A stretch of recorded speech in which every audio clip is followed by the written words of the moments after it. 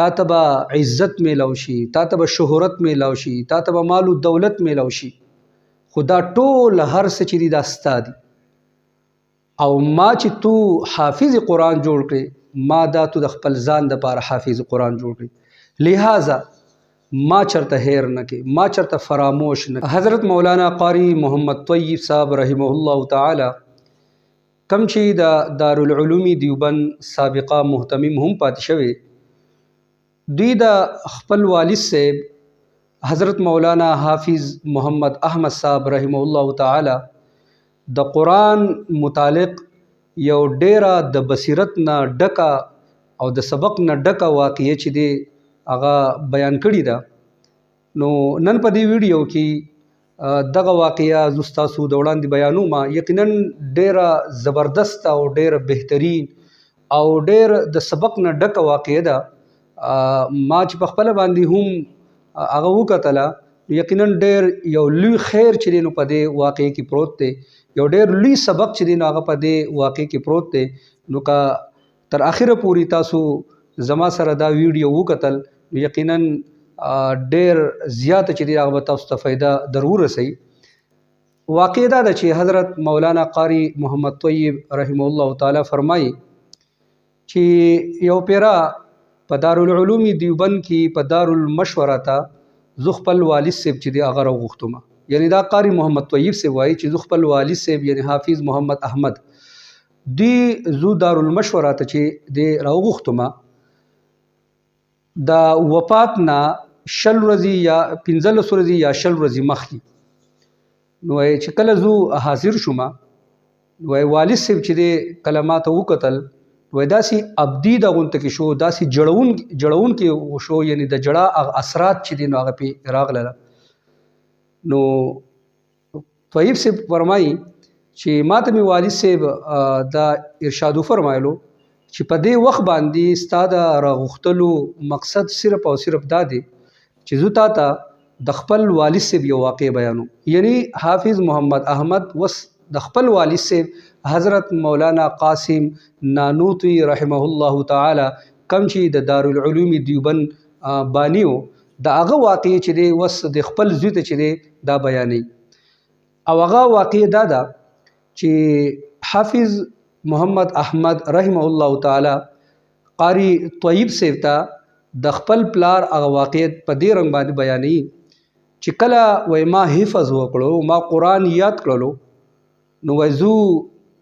خپل پلار راوغوښتم. زما پلار چې دغه ډیر زیات خوشحاله و، زما والد صاحب یعنی حضرت مولانا قاسم نانوتوی رحمه الله تعالی ډیر زیات خوشحاله و. او په دې خوشحالۍ په وجه باندې هغه یو ډیر لوی د دعوت انتظام کړو چې په هغې کې ډیر لوی لوی خلک چې دی نو هغه مدعو کړي وو. وای کله چې د دغې پروګرام نه زما والد صاحب یعنی مولانا قاسم نانوتوی رحمه الله تعالی فارغ شو، نو وای زه راوغوښتم او وای ما ته ووی چې د الله لاک لاک شکر دی چې تو حافظ قرآن جوړ شوی، تا قرآن چې دی یاد کړلو او ان شاء الله العزیز تو به عالم شي، تا ته به عزت میلاو شي، تا ته به شهرت میلاو شي، تا ته به مال و دولت میلاو شي، خو دا ټول هر څه چې دي دا ستا دي. او ما چې تو حافظ قرآن جوړ کړې، ما دا تو د خپل ځان دپاره حافظ قرآن جوړ کړې، لہذا ما چرته هیر نه کې، ما چرته فراموش نه کې. نو حافظ محمد احمد رحمه الله تعالی فرمایي چې هغه وخت نه والا تر وس زما د ژوند د اختتامه پوري ما روزانه 2 سپارې تلاوت د خپل پلار د ایصالي ثواب په نیت باندې چې دی روزانه چې دی هغه ماوي. نو لہذا هم دغه نصیحت زه تا ته کوم، یعنی حافظ محمد احمد وس د خپل زوی ته یعنی قاری محمد طیب رحمه الله تعالی ته دا نصیحت کوي چې تو هم د قرآن حافظ یې، تا ته به هم عزت میلاو شي، تا ته به هم شهرت میلاو شي، تا ته به هم مال و دولت میلاو شي، خدا هر سستا دي. او ما چې حافظ قرآن جوړ کړي دا ما تو د خپل ځان دپاره جوړ کړي، لہذا ما چرته هیر نه کې، ما چرته فراموش نه کې. نو حضرت مولانا قاری محمد طیب رحمه الله تعالی فرمایي چې ما هم دا یو عادت جوړ کړلو، او خاص کر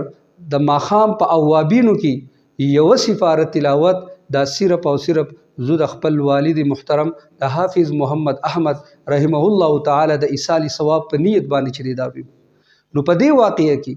دا یو ډېر لوی سبق پروت دی چې مونږ هم خپل بچي په دې رنګ باندې په خاموشۍ باندې راوغواړو، خپل ځان سره کېنو چې ای بچو ما تاسو باندې حفظ کړی دی، ما تاسو باندې قرآن یاد کړی دی.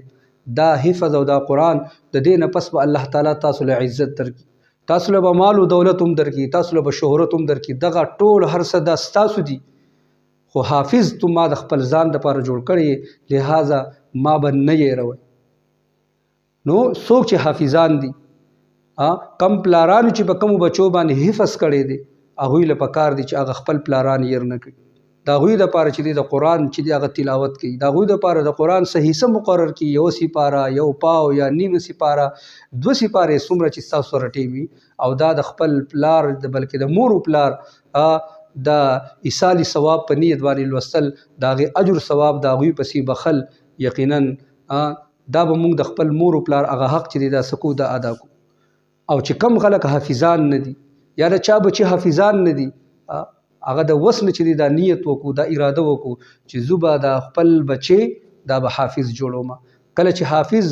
جوړ شولو، د قرآن یاد کړلو، دغه بچی به تلاوت کوي، دغه بچی به ذکر اسکار کوي، دغه بچی به عبادت کوي، د دې پوره اجر به چې دی هغه به تا ته میلاویږي. یقینا بهترین سرمایه چې د عزتمندو، نن سبا خلک سرمایه مختلف سیزونه چې د هغه راجمع کوي، خو د ټولو نه بهترین سرمایه او داسې نفع بخش سرمایه هغه اولاد دی. کله دې اولاد مونږ په صحیح معنو باندې تربیت وکړو، د دې اولاد سره مونږ ځان ستړی کړلو، په دې اولاد ټیم چې دی هغه مونږ قیمتي کو، یقینا مونږ به قبر کې پراته یو، مونږ به د دې دنیا نه تللی یو، خو لیکن زمونږ بچي چې کم د قرآن تلاوتونه کوي، کم عبادتونه کوي، د هغې پوره اجر به چې دی هغه به مونږ ته میلاویږي. الله دې په دې خبرو باندې او په دې د نصیحت نه ډکه کومه دا واقع چې مونږ واورېدله، په دې باندې مونږ عمل وکړو، او زمونږ په زړونو کې هم د دې قرآن سره دغه جذبه پیدا شي، دغه مینه پیدا شي، دغه محبت پیدا شي، او مونږ هم په خپلو بچو باندې چې دی د قرآن کوم حفظ چې دی هغه وکړو چې زمونږ دپاره د صدقه جاریې سبب وګرځي.